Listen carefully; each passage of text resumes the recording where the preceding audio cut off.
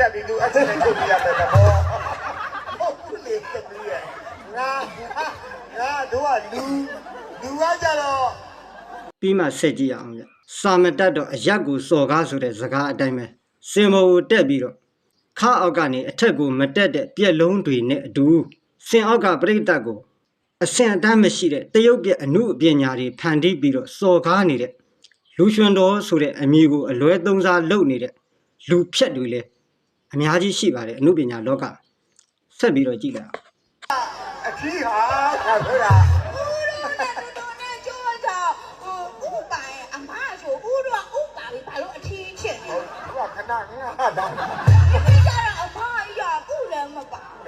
ပြီးမှဆက်ကြည့်အောင်ဗျဘီရီအောင်တိုက်ပြောတာလေးအမှတ်ရတယ်ဗျ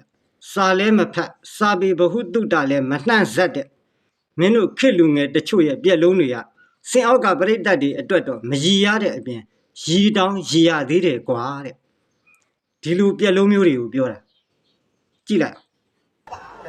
မင်းဥလိုချင်တယ်ဒုက္ခပဲခေါမင်းဘေးဆေးအောင်နဲ့စီရပြည့်ဘေးဆေးအောင်နဲ့စီရပြည့်တယ်မင်းမကြည့်ရတခုလေမင်းမရှိသေးရဲ့ပြီးမှဆက်ကြည့်အောင်ဗျအခုပြောနေတာတွေကပြက်လုံးလားအဲ့ဒါဟာတ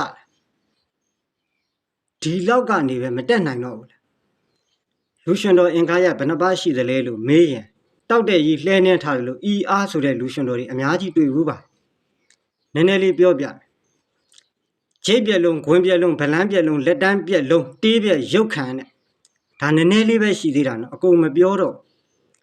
ဒါတွေကိုနားလည်နေပြီလားဆက်ပြီးကြည့်အောင်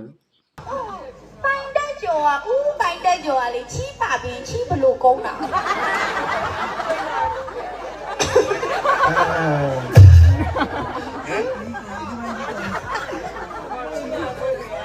ကြားတယ်နော်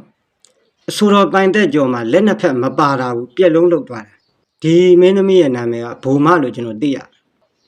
အဲ့ဒီလိုအစင်တမ်းမရှိတဲ့ပြက်လုံးတွေကိုပြက်တယ်ဆိုတာဖက်ခွက်စားအနုပညာသမားအတုတွေလုပ်တဲ့အလုပ်ဖက်ခွက်စားအစစ်အနုပညာသမားအစစ်ကအင်မတန်တန်ဖိုးရှိတယ်ဂုံရှိန်မြတ်မားပါတယ်ဒီပြက်လုံးမျိုးကိုလူရှင်တော်တော်များများလဲပြောနေတယ်ဆိုပေမဲ့အဲ့ဒါသူတို့အလုပ်